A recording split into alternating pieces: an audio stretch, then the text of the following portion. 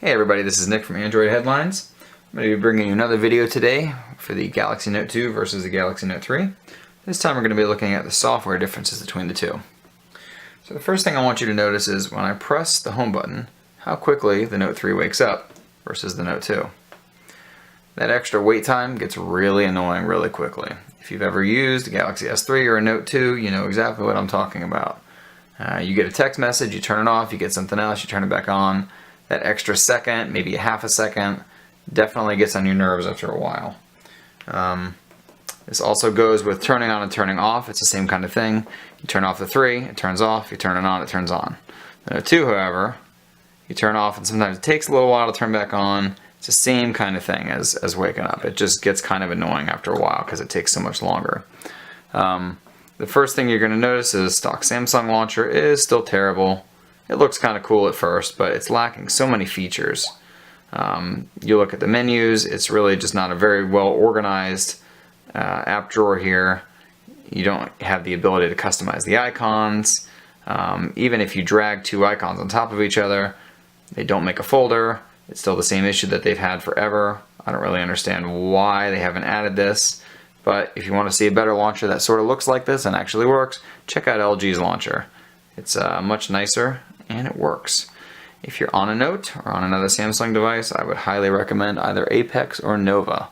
They work much better, they have much more customizability.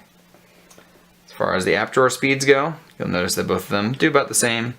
Opening Chrome is about the same, maybe a hair faster on the 3. Going back to home is usually much quicker on the Note 3 versus the Note 2. You'll also notice on the dialer here the obvious differences. Samsung is going for a much cleaner look on the Note 3, although I'm not personally crazy about the way this dialer looks. I thought the blue looked a little better. Either way, I think the dialer still needs a pretty big revamp to look decent. Samsung also added something new. When you are on the home in the stock launcher on the 2, you press home again, it doesn't really do anything. However, if you press home again on the Note 3, it brings up My Magazine, which is a nice little flipboard style news thing.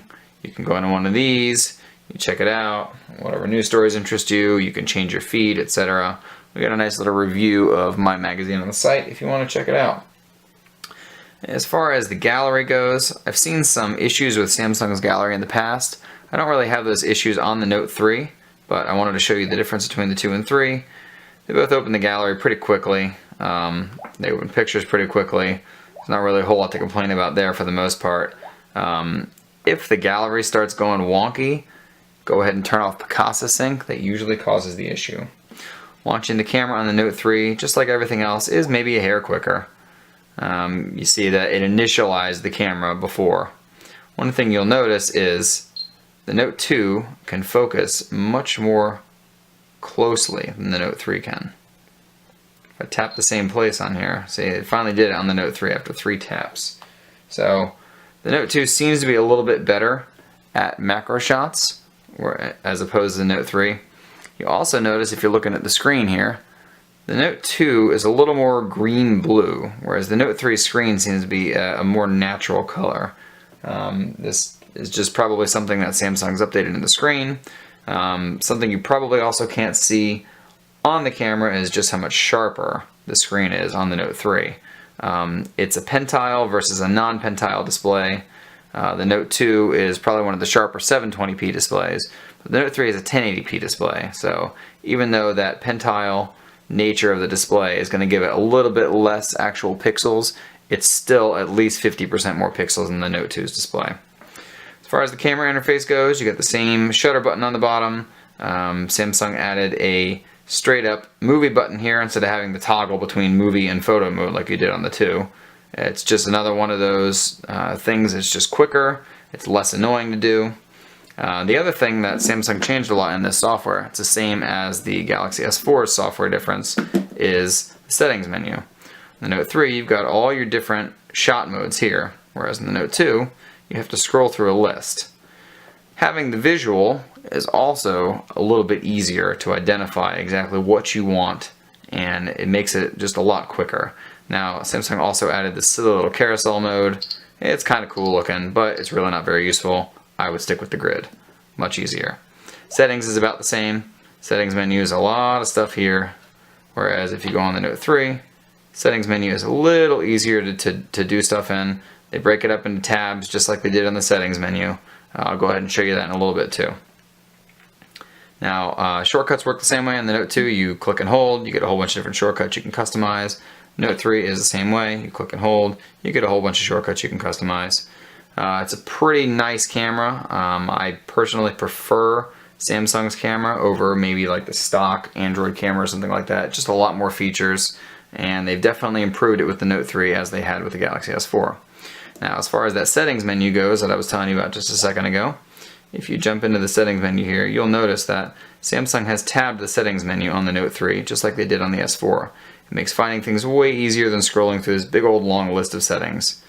Things are a little more better organized, but of course you can't swipe between the menu. I don't know why Samsung doesn't like to do this, but they don't.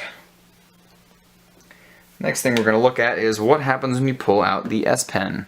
So on the Note 2, the default action is pops up a nice little note. So this is cool for taking little quick notes, write something down there, you erase it, but it doesn't have much in the way of sensitivity. You get a little bit here, but it doesn't respond as well as the Note 3s.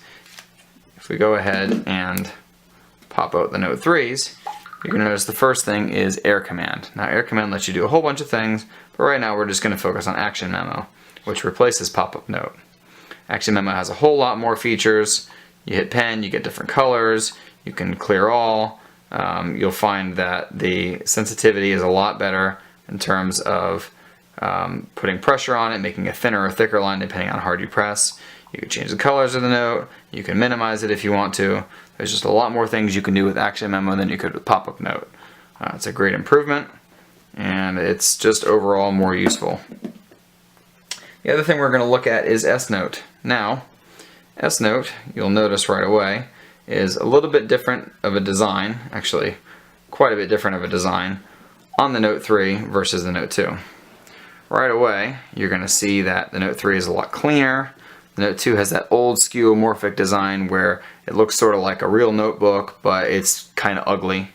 It's also got just one thumbnail for the whole note, whereas on the Note 3, you can scroll through the different notes, you can pull down if you want to preview a note, and it gives you the thumbnail previews of each page.